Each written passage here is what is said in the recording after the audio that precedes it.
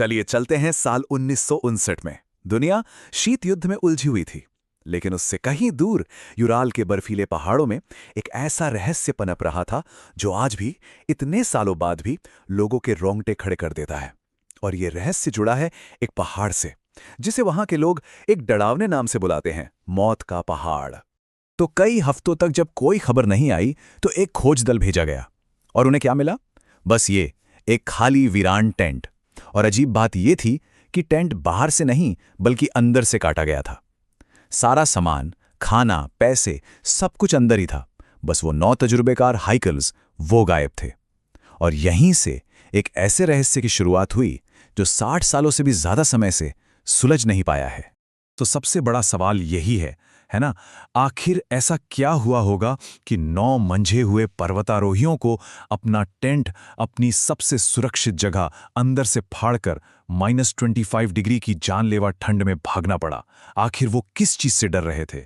और जैसा कि हम आगे देखेंगे, जब जांच शुरू हुई तो जवाब मिलने के बजाय सवाल और भी बढ़ते चले गए। तो चलिए एक एक करके उन सुरागों को देखते हैं। हम ठीक वैसे ही इस मंजर को समझने की कोशिश करेंगे जैसे उस पहले खोज दल ने किया था। देखते हैं कि उन्हें वहां ऐसा क्या मिला जिसने इस गुत्थी को सुलझाने की जगह और भी उलझा दिया। अब जरा इस नक्शे को देखिए, ये बहुत जरूरी है। टेंट यहां ऊपर की तरफ है, पहाड़ के ढलान पर। और जो पहले शव मिले वो यहां से लगभग 1.5 किलोमीटर नीचे जंगल की सीमा के पास मिले थे। और सबसे बड़ी बात, उनके शरीर पर ढंग के कपड़े तक नहीं थे। कोई भी इंसान -25 डिग्री में बिना कपड़ों के इतनी दूर क्यों और कैसे जाएगा? और जब एक एक करके बाकी शव मिले तो मामला और भी पेचीदा हो गया। मतलब जो जांच हुई उसमें मौत के 2 बिल्कुल अलग अलग पैटर्न सामने आए। कुछ की मौत तो साफ तौर पर ठंड लगने यानी हाइपोथर्मिया से हुई थी, लेकिन जो बाकी के शव थे उन्हें ऐसे भयानक अंदरूनी चोटें थीं जैसे किसी बहुत तेज रफ्तार कार एक्सीडेंट में लगती हैं। लेकिन कमाल की बात यह कि उनके शरीर पर बाहर से एक खरोच तक नहीं थी। और यहीं से ये कहानी वाकई बहुत अजीब हो जाती है। जो भी सबूत मिल रहे थे वो किसी भी थ्योरी में फिट ही नहीं हो रहे थे, एक दूसरे को काट रहे थे। मतलब पैरों के निशान बता रहे थे कि वो खुद भागे थे, किसी ने भगाया नहीं था। लेकिन बिना जूतों के, बर्फ में, वहां किसी और के होने के कोई निशान नहीं थे। लेकिन फिर भी एक हाइकर की जीप गायब थी। ये सब कैसे मुमकिन है? तो महीनों तक जांच चली और फिर सोवियत अधिकारियों ने इस केस को बंद कर दिया। लेकिन उन्होंने जो वजह बताई, जो निष्कर्ष दिया, वो इतना अजीब और अधूरा था कि उसने इस रहस्य को सुलझाने की जगह इस पर सवालों की एक और परत चढ़ा दी। उन्होंने एक ऐसी बात कही जो आज तक इस केस से जुड़ी हुई है। और वो बात क्या थी?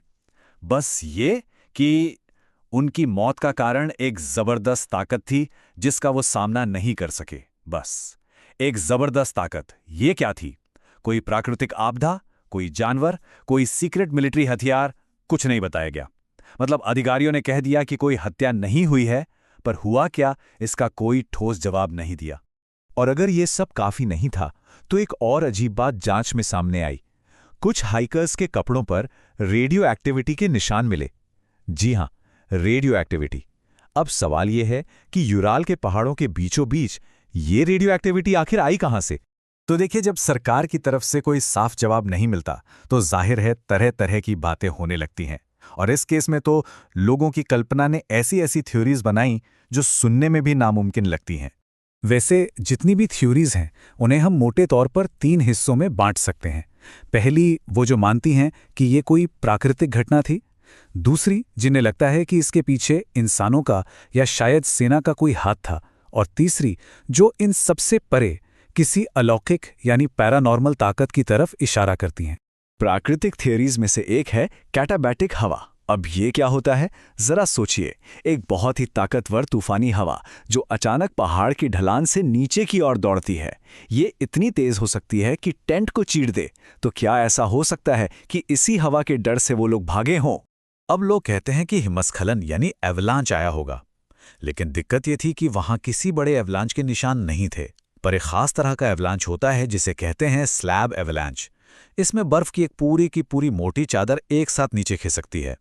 ये बेहद ताकतवर होती है, किसी को भी कुचल सकती है और हो सकता है कि अपने पीछे ज्यादा निशान भी ना छोड़े। शायद वो जो भयानक अंदरूनी चोटें थीं वो इसी वजह से आई हों। और फिर कुछ सबूत ऐसे हैं जो किसी भी प्राकृतिक थ्योरी में फिट नहीं होते, जैसे कि हाइकर्स के ही कैमरे से मिली ये एक धुंधली सी तस्वीर। कुछ लोगों का दावा है कि ये यति यानी हिममानव है। अब ये सच है या सिर्फ रोशनी और परछाई का खेल? पर यह सवाल तो उठता है कि क्या उस रात बर्फीले पहाड़ पर वो 9 लोग अकेले थे? फिर 60 साल तक मामला ठंडा पड़ा रहा और फिर अचानक 2019 में रूसी अधिकारियों ने इस केस को फिर से खोलने का फैसला किया। लेकिन इस बार एक शर्त थी, वो सिर्फ प्राकृतिक वजहों की ही जांच करेंगे, किसी भी सैन्य या अलौकिक थ्योरी को नहीं। और आखिरकार दशकों के लंबे इंतजार और हजारों थ्योरीज के बाद जुलाई 2020 में इस प्रेस कॉन्फ्रेंस में दुनिया को एक नया और इस बार एक फाइनल आधिकारिक जवाब दिया गया। तो इस नई जांच के मुताबिक हुआ क्या था? ये एक बेहद दुखद कहानी है। जांच कहती है कि रात में एक छोटा स्लैब एवलांच टेंट पर गिरा, जिससे कुछ लोग घायल हो गए और टेंट का रास्ता बंद हो गया। घबराहट में उन्होंने टेंट काटा और बाहर निकले, लेकिन बर्फीले तूफान में उन्हें अपना टेंट वापस नहीं मिला। 2 लोग आग जलाने की कोशिश में ठंड से मर गए। 3 और डियाटलोव के साथ टेंट से सामान लाने के लिए वापस जाने की कोशिश में जम गए। और बचे हुए 4, जिन्हें एवलांच से सबसे ज्यादा चोटें आई थीं, वो पास की एक खाई में ठंड और चोटों की वजह से मारे गए। मतलब एक छोटी सी घटना ने गलत फैसलों की एक ऐसी चेन शुरू कर दी जिसका अंत मौत था। जांच करने वालों का कहना था कि हाइकर्स ने कोई पैनिक नहीं किया, बल्कि वो एक हीरो की तरह लड़े।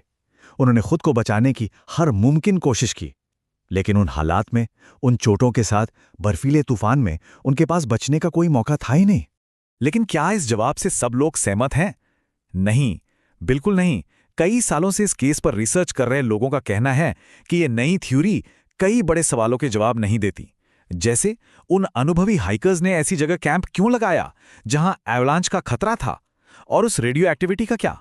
और सबसे बड़ा सवाल, क्या एवलांच से किसी की जीभ गायब हो सकती है? इन सवालों के जवाब आज भी अधूरे हैं।